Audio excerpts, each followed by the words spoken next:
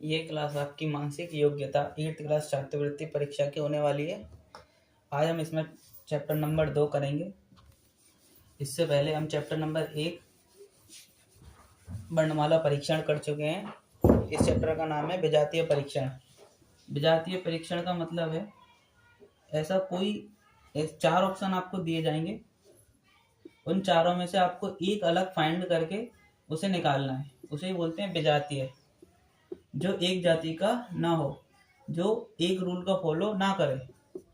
अगर किसी अक्षर में, जैसे हमने बोला ए बी सी डी, ये एक आपको श्रेणी दी हुई है।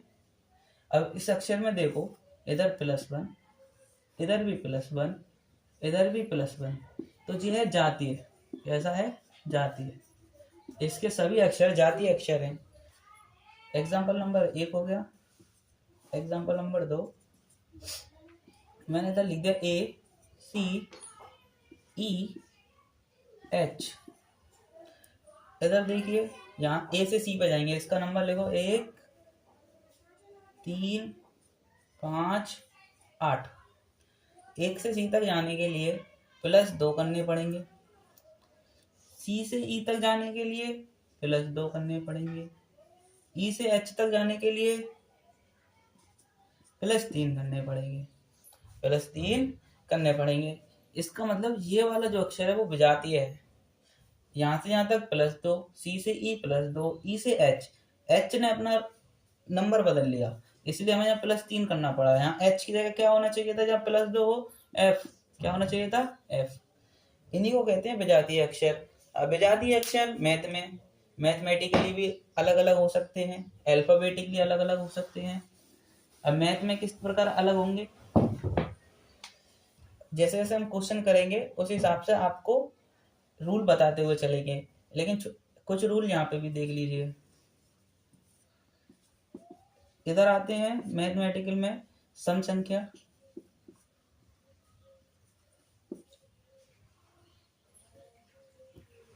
सम संख्या, एक होती है विषम संख्या।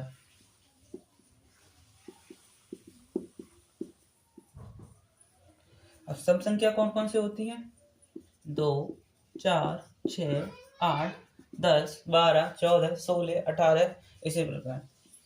ऐसी विषम संख्या 1 3 5 7 9 ... 13 15 17, इसी प्रकार आगे तक। इससे भी क्वेश्चन बनते हैं। जैसे एग्जांपल देखिए, मैंने किसी ऑप्शन में लिख दिया कि 17 18 20 22, पूछे आपसे इसमें सबसे अलग कौन सा है? 17, क्योंकि जी एक विषम संख्या है, बाकी तीनों कैसी हैं? सम संख्या है। इसी तरह ऐसे भी क्वेश्चन पूछा जा सकता है 3 5 12 13, इसमें कौन सा अक्षर विजातीय है? 12। 12 एक ऐसी संख्या है जो अकेला सम है, बाकी ये तीनों कैसी हैं? विषम है। कैसी हैं तीनों? विषम।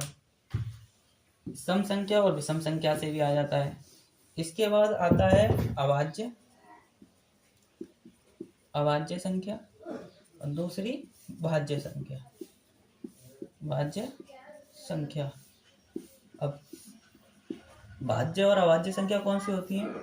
अभाज्य संख्या वह संख्या होती है जिसमें स्वयं के सिवा और किसी से भाग ना जाए। जैसे 2, अच्छा 2 में किसी से भाग चला जाएगा? 2 में किसी से भाग नहीं जाएगा, क्योंकि 2 एक ऐसी संख्या है जिसमें स्वयं का भाग जाता है और किसी का नहीं। 3 में किसी का भाग नहीं जाएगा, केवल 3 का ही भाग जाएगा। 5 में 5 के अलावा और किसी का भाग नहीं जाएगा। 7 में 7 के अलावा और किसी का भाग नहीं जाएगा। इसी प्रकार 11 में किसी का भाग नहीं जाएगा 11 के अलावा। 17 23, ऐसी बहुत सारी संख्या होती है जिसमें स्वयं के अलावा किसी का भाग नहीं जाता। जैसे 29 37 और 43, ये सभी अभाज्य संख्या है।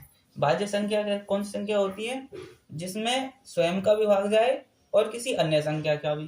जैसे 4 में 4 का भी भाग जाएगा और 2 का भी, तो ये 2 और 4 दोनों से भाज्य है। 6 3 और 2 दोनों से भाज्य है। 6 हो गई। 6 के बाद 8 2 और 4 दोनों से भाज्य है। तो ऐसी संख्याएं जो अन्य संख्याओं से भाग चला जाता है, वे भाज्य संख्या कहलाती है। एग्जाम्पल देखिए, मैंने यहाँ लिख दिया 2 1 2 1 5 6। अब इसमें पूछा है बताओ सबसे अलग संख्या कौन सी है, अर्थात विजातीय बताओ कौन सी है। तो इसमें देखो 2 कैसी संख्या है, एक अभाज्य संख्या। 5 कैसी संख्या है, एक अभाज्य संख्या। 6 कैसी संख्या है, भाज्य संख्या। यही विजातीय है, यही विजातीय है। और यहाँ पे नोट पॉइंट एक डाल लेना आप कि जो एक होता है ना तो अभाज्य है और ना ही भाज्य है। जो एक नंबर है वो ना अभाज्य है और ना ही भाज्य है। एक ना तो अभाज्य है और ना ही भाज्य है। यहां तक समझ में आया आपको? अब चलते हैं क्वेश्चनों की तरफ। सम संख्या और विषम संख्या के बाद आती है पहला अभाज्य संख्या और दूसरी भाज्य संख्या। भाज्य संख्या। अब भाज्य और अभाज्य संख्या कौन सी होती है? अभाज्य संख्या वह संख्या होती है जिसमें स्वयं के सिवा और किसी से भाग ना जाए। जैसे 2। अच्छा, 2 में किसी से भाग चला जाएगा? 2 में किसी से भाग नहीं जाएगा, क्योंकि 2 एक ऐसी संख्या है जिसमें स्वयं का भाग जाता है और किसी का नहीं। 3 में किसी का भाग नहीं जाएगा, केवल 3 का ही भाग जाएगा। 5 में 5 के अलावा और किसी का भाग नहीं जाएगा। 7 में 7 के अलावा और किसी का भाग नहीं जाएगा। इसी प्रकार 11 में किसी का भाग नहीं जाएगा 11 के अलावा। 17, 23, ऐसी बहुत सारी संख्या होती है जिसमें स्वयं के अलावा किसी का भाग नहीं जाता। जैसे 29, 37 और 43, ये सभी अभाज्य संख्या है। भाज्य संख्या कौन सी संख्या होती है? जिसमें स्वयं का भी भाग जाए और किसी अन्य संख्या का भी। जैसे 4 में 4 का भी भाग जाएगा और 2 का भी, तो ये 2 और 4 दोनों से भाज्य है। 6 3 और 2 दोनों से भाज्य है। 6 हो गई। 6 के बाद 8 2 और 4 दोनों से भाज्य है। तो ऐसी संख्याएं जो अन्य संख्याओं से भाग चला जाता है वे भाज्य संख्या कहलाती है। एग्जाम्पल देखिए, मैंने यहाँ लिख दिया 2 1 5 6। अब इसमें पूछा है बताओ सबसे अलग संख्या कौन सी है, अर्थात विजातीय बताओ कौन सी है। तो इसमें देखो 2 कैसी संख्या है, एक अभाज्य संख्या। 5 कैसी संख्या है, एक अभाज्य संख्या। 6 कैसी संख्या है, भाज्य संख्या। यही विजातीय है, यही विजातीय है। और यहाँ पे नोट पॉइंट एक डाल लेना आप कि जो एक होता है ना तो अभाज्य है और ना ही भाज्य है। जो एक नंबर है वो ना अभाज्य है और ना ही भाज्य है। एक ना तो अभाज्य है और ना ही भाज्य है। यहाँ तक समझ में आया आपको? अब चलते हैं क्वेश्चनों की तरफ। सम संख्या और विषम संख्या के बाद आती है पहला अभाज्य संख्या और दूसरी भाज्य संख्या। भाज्य संख्या। अब भाज्य और अभाज्य संख्या कौन सी होती है? अभाज्य संख्या वह संख्या होती है जिसमें स्वयं के सिवा और किसी से भाग ना जाए। जैसे 2। अच्छा, 2 में किसी से भाग चला जाएगा? 2 में किसी से भाग नहीं जाएगा, क्योंकि 2 एक ऐसी संख्या है जिसमें स्वयं का भाग जाता है और किसी का नहीं। 3 में किसी का भाग नहीं जाएगा, केवल 3 का ही भाग जाएगा। 5 में 5 के अलावा और किसी का भाग नहीं जाएगा। 7 में 7 के अलावा और किसी का भाग नहीं जाएगा। इसी प्रकार 11 में किसी का भाग नहीं जाएगा 11 के अलावा। 17, 23, ऐसी बहुत सारी संख्या होती है जिसमें स्वयं के अलावा किसी का भाग नहीं जाता। जैसे 29, 37 और 43, ये सभी अभाज्य संख्या है। भाज्य संख्या कौन सी संख्या होती है? जिसमें स्वयं का भी भाग जाए और किसी अन्य संख्या का भी।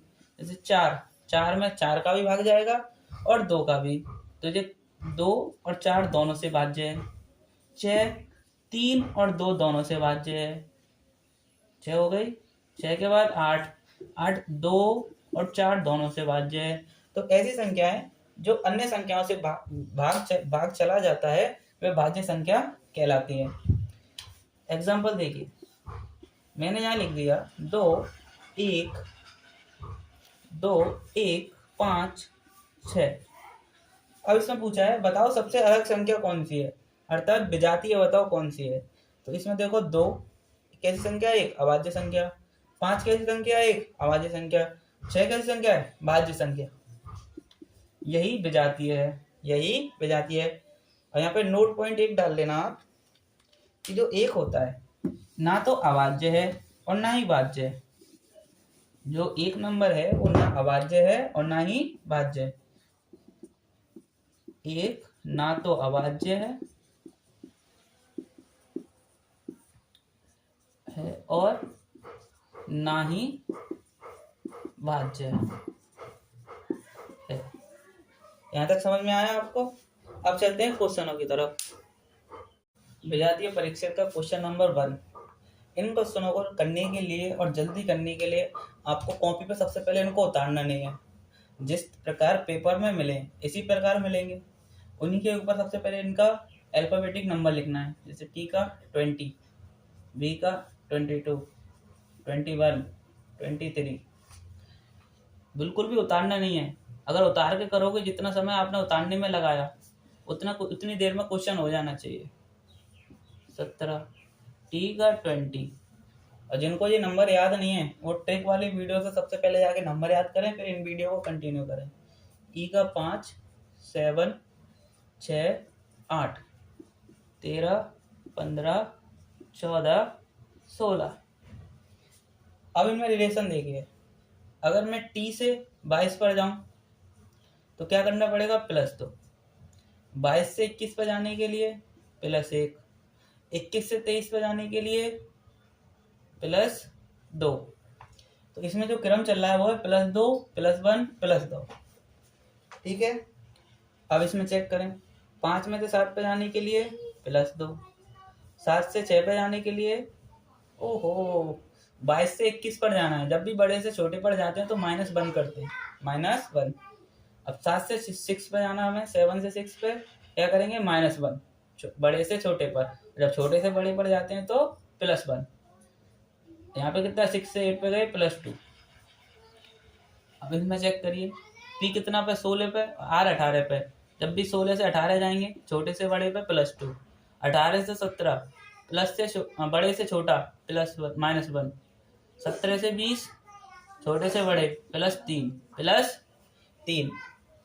इधर देखिए 13 से 15 पे जाएंगे +2। 15 से 14 बड़े से छोटा गए -1।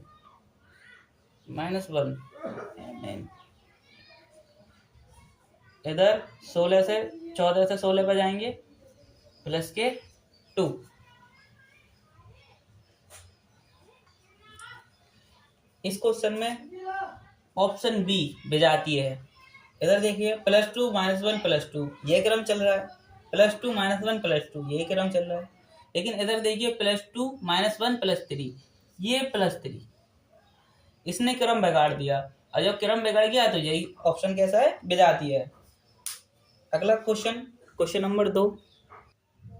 क्वेश्चन नंबर 2 पर ध्यान दीजिए। सबसे पहले इनका अल्फाबेटिक नंबर लिखिए। 8, 12, 1, 4, 12, 21, 15, 26। ठीक है। अच्छा आपको ऐसा लगता है 8 से 12 लाने के लिए 4 क्या करना पड़ेगा जब 4 आ जाए?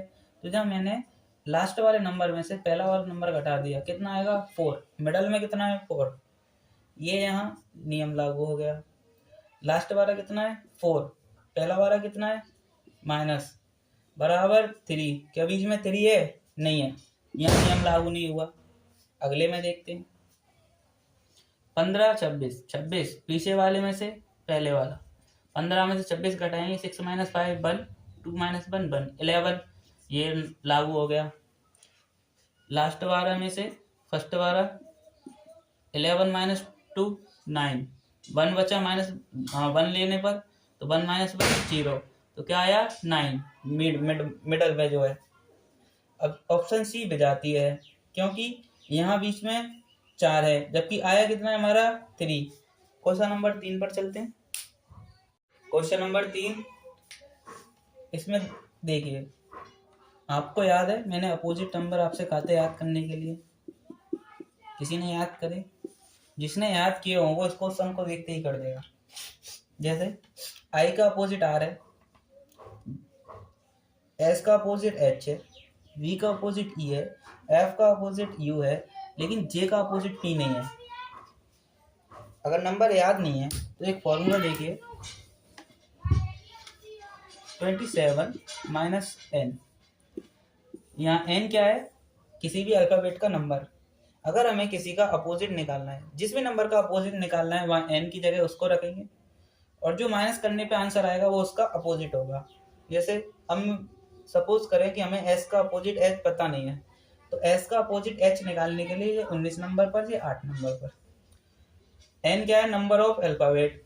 अब मैं 27 में से एस का नंबर 19 माइनस करता हूँ तो क्या आएगा? 7 माइनस 9 नहीं होगा, 17 में से 9 घटाया तो 8, यहाँ से 1 लिया तो 1 माइनस 1 0, यहाँ क्या आया? 8। 8 मतलब एच। एस एच के अपोजिट है। अगर मैं पहले वाले वर्ड में से 27 में से पहले वाले वर्ड का नंबर माइनस करता हूँ तो हमें उसका अपोजिट प्राप्त हो जाता है। इसी प्रकार देखिए, ये वाला फॉर्मूला अप्लाई करना भी आपको आना चाहिए।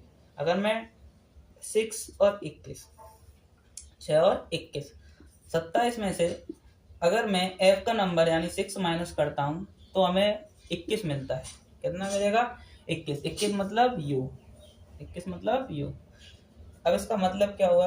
कहने का मतलब इतना है कि अगर हमें किसी भी शब्द का अपोजिट निकालना है तो उसका अल्फाबेटिक नंबर माइनस करने पर जो नंबर प्राप्त होता है और उस अंक पे, उस नंबर पे जो अल्फाबेट नंबर होता है वही उसका अपोजिट होता है, वही उसका अपोजिट होता है।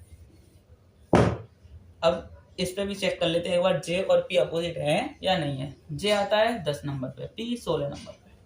अगर मैं 27 में से 10 को माइनस करता हूँ तो 17 आता है। 17 मतलब क्यू, लेकिन हमारा होना चाहिए था पी। इसका मतलब जे का अपोजिट पी नहीं है। क्या है जे का अपोजिट? क्यू।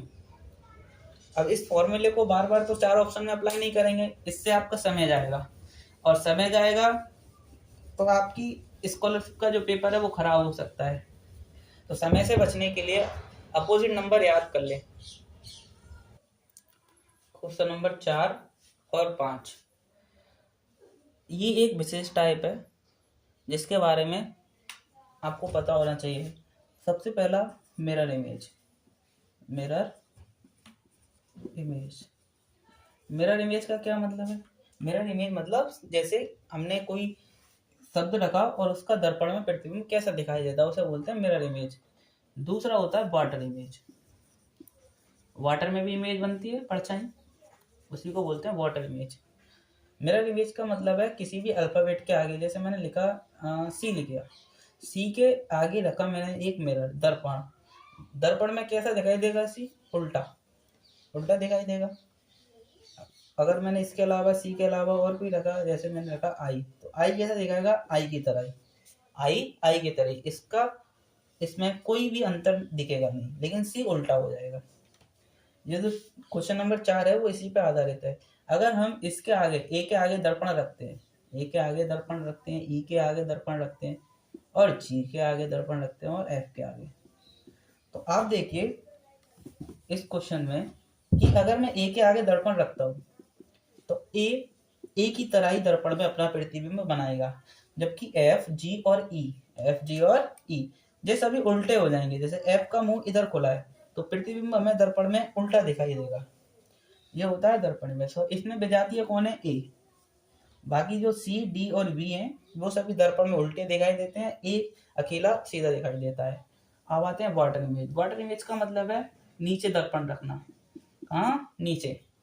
अगर मैंने जहाँ कोई भी शब्द लिखा, जैसे ए लिखा, वाटर में उसकी इमेज हमें उल्टी दिखाई देगी, वाटर में उसकी इमेज उल्टी दिखाई देगी। ऑप्शन नंबर 5 में ऐसा कौन सा अक्षर है जो सबसे अलग है? अगर मैं एच रखता हूं तो एच एच की तरह दिखाई देगा, एच एच की तरह। ओ रखता हूं, ओ की तरह दिखाई देगा, ओ की तरह दिखाई देगा। अगर मैं एस रखता हूं तो एस एस की तरह दिखाई नहीं देगा, उल्टा दिखाई देगा। कैसा दिखाई देगा? उल्टा। यही विजातीय है ऑप्शन नंबर 5 में। बाकी एक्स को रखेंगे, एक्स भी एक्स की तरह ही दिखाई देगा। ये होती है वाटर इमेज और मिरर इमेज। क्वेश्चन नंबर 6 और 7। सबसे पहले इनके अल्फाबेटिक नंबर लिखो। 1 8 15 7 3 14 4 17 4 17। एक ऑप्शन और ले लेते हैं, option number E. Option number E, U R 21 और आर पे 18। इसमें ध्यान दीजिए, मैंने आपको सम और विषम संख्या कराई थी। सम और विषम, सम विषम। सम संख्या कौन सी? जो 2 4 6 2 के पाड़े में हो, और विषम कौन सी? जिसमें 2 का पाड़ा ना जाए। 1 3 5 ऐसी 7। अब देखिए इसमें एक सम एक विषम, एक सम और एक विषम। सम सम विषम, सम विषम, सम विषम। इन सभी जोड़ों में क्या है? एक संख्या सम है और एक विषम है। लेकिन जो ऑप्शन नंबर बी है उसमें दोनों संख्या कैसी है? विषम। दोनों संख्या कैसी है? विषम। यही विजातीय है। ऑप्शन क्वेश्चन नंबर 7, इसको होमवर्क लिख लीजिए, इसको खुद करेंगे होमवर्क में। समझ गए सम और विषम संख्या? इससे पहले मैंने इनका एग्जाम्पल दिया था। क्वेश्चन नंबर 9 और 10। जो क्वेश्चन नंबर 9 है, इस प्रकार के प्रश्न आपके प्रीवियस ईयर में पूछे गए हैं। इसके कई तरीके के टाइप बनते हैं। इसके अन्य टाइप मैं बाद में करवाऊंगा, लेकिन इसके जो टाइप बनते हैं उसमें ये सबसे ज़्यादा इम्पोर्टेंट है। आप देखिए, आपको ये बीच में सिंबल है, इसका मतलब है कि इससे रिलेशन इसका है। 10 से 100 का, 13 का 169, 14 का 186। अब इससे इसका रिलेशन कैसे होगा? 1 का स्क्वायर कितना होता है? 1। 1 का स्क्वायर 1। तो इसका स्क्वायर करने पर हमें ये मिलेगा।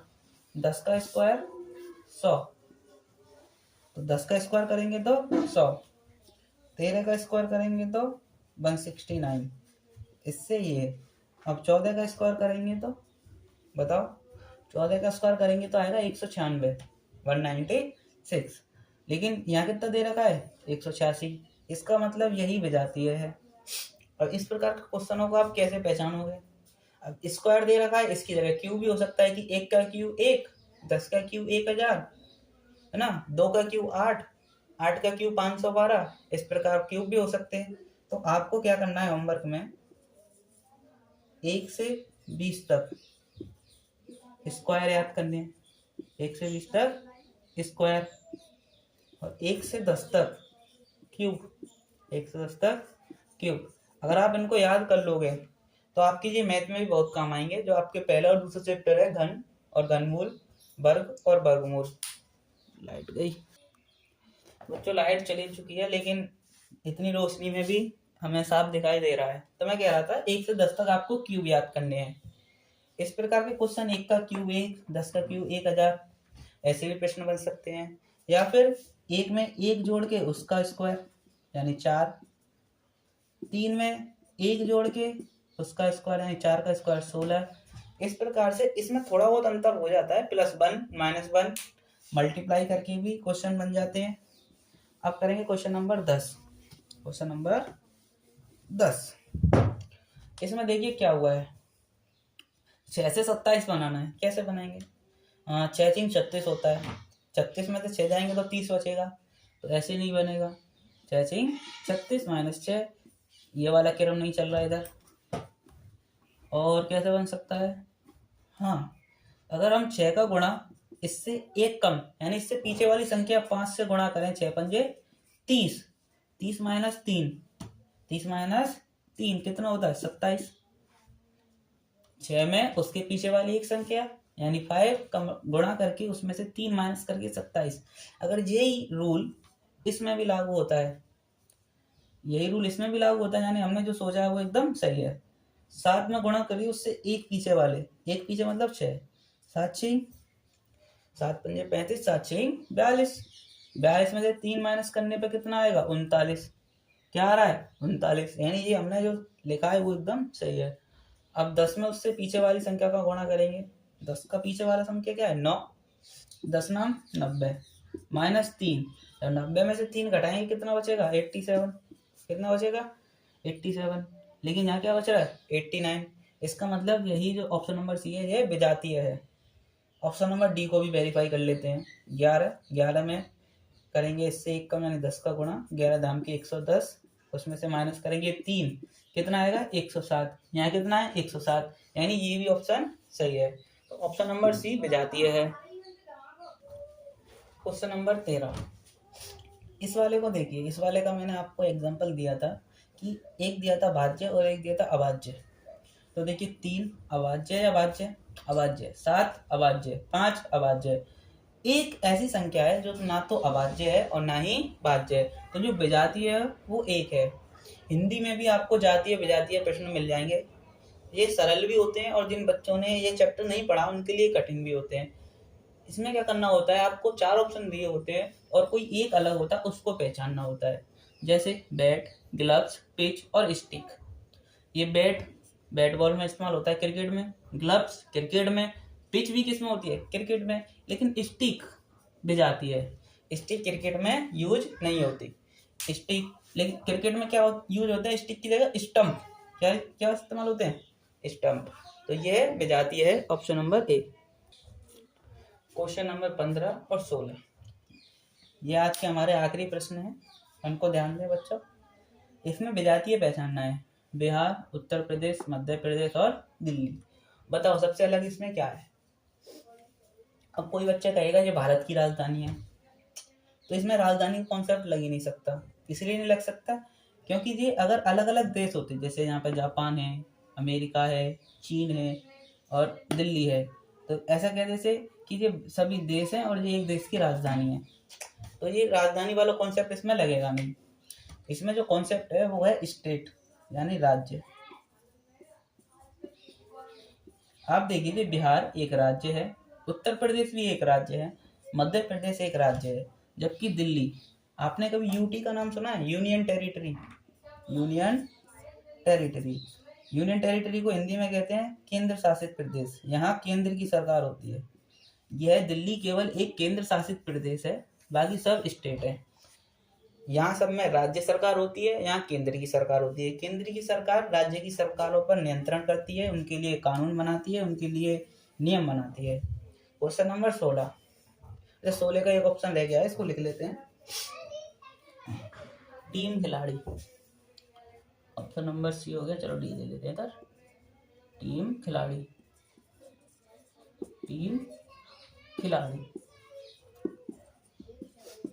इसमें क्वेश्चन में क्या अलग है, इस क्वेश्चन में क्या अलग है। समाज सदस्य, अच्छा ये देखिए एक दूसरे के सापेक्ष हैं। सापेक्ष मतलब समाज सदस्य, समाज में सदस्य होते हैं, कार्यालय में कर्मचारी होते हैं, टीम में खिलाड़ी होते हैं। टीम खिलाड़ियों से बनती है, समाज सदस्यों से बनता है, कार्यालय में कर्मचारी होते हैं इसलिए कार्यालय कर्मचारियों से बनता है। लेकिन सरकार में जनता थोड़ी नहीं होती है, सरकार में तो सरकारी लोग होते हैं, सरकार में सरकारी लोग होते हैं। जनता से सरकार बनती है ये कह सकते हैं, लेकिन सरकार में जनता नहीं होती। इसीलिए ऑप्शन नंबर सी जो है वो विजातीय है। जितने भी प्रकार के आप क्वेश्चन कराए गए हैं वो सभी इंपोर्टेंट हैं, और इसके एक आध दो टाइप बचे हुए हैं जिसको हम पेपर से 1-2 दिन पहले, जैसे रीजनिंग की पूरी 3 घंटे की एक क्लास चलाएंगे, उसमें आपको सभी क्वेश्चन कराए जाएंगे जो जो छूटे हैं।